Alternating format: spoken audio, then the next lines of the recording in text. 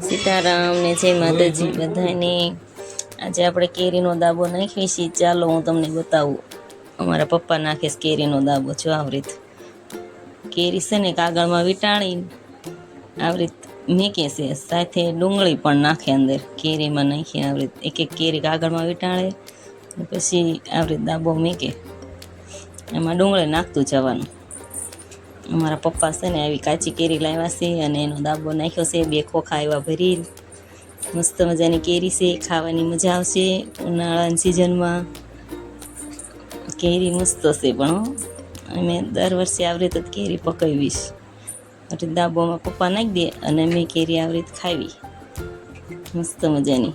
તમે પણ બધા આવી જાઓ કેરી ખાવા। આદિત જો ટીવી જોવે છે અને પપ્પાને આ દાબો નાખતા હતા। બધાને રામ રામ, સીતારામ ને જય માતાજી।